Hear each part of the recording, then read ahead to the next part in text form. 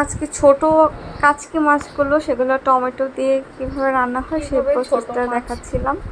এখানে কিছু আসলে খাওয়া হয়ে গেছে ফ্যামিলি মেম্বার, তারপর মনে হলো খাওয়ার পরে মনে হলো একটু ভিডিওটা করে রাখি, যেহেতু ছোট মাছ আর সহজে কেনা হয় না, সেজন্য একটু দেখাচ্ছি ভিডিওটা করে। তো এখানে হচ্ছে গিয়ে টমেটো দিয়েছি, টমেটোর সাথে ছোট মাছ ভুনা দিয়েছি। আমি সবসময় সরিষার তেল দিয়ে রান্না করতে ট্রাই করি, যে সরিষার তেল খাঁটিটা, কোল্ড প্রেস সরিষা অয়েলটা যেটা, সেটা আনি। তো আমি এখানে হচ্ছে গিয়ে মাছটা এখানে চুলায় দিয়ে আঁচে দিয়ে দিলাম।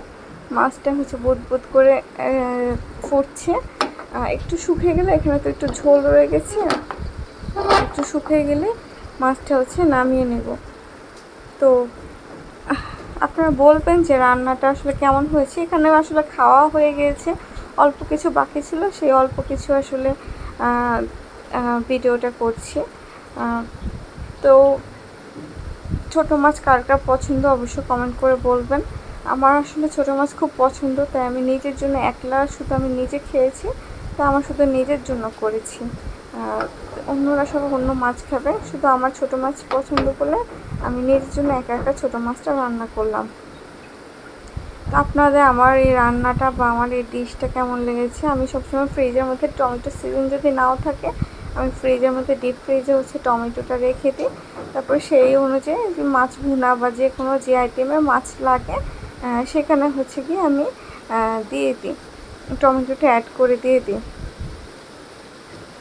তো আমার রান্নাটা আপনাদের পছন্দ হলে অবশ্য কাঁচামরিচটা দিলে আর একটু বেশি ভালো হয়। যদি আপনাদের ঘরে কাঁচামরিচ থাকে, এখানে একটু কাঁচামরিচটা অ্যাড করে দিবেন, তাহলে হচ্ছে কি আরও ভালো হবে, ফ্লেভারটা ভালো হবে। ধনিয়া পাতা থাকলে ধনিয়া পাতা দিয়ে দেবেন, যার যেরকম পছন্দ আর কি, আপনারা আপনাদের পছন্দ মতো দিয়ে দেবেন।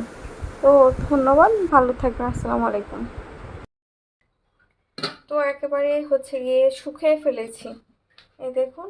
আমি শুধু একা খাবো তো অল্প একটু করে করেছি, আমি একদম ঝোলটা শুকিয়ে ফেলেছি। তো আমার কাছে আসলে ছোটো মাছটা একটু শুকনো থাকলে এটাই ভালো লাগে। জানি রান্নাটা খুব একটা ভালো হয়নি, আমি আমার নিজের মতো করে করেছি, যেমনই হোক আমার কাছে আলহামদুলিল্লাহ ভালো।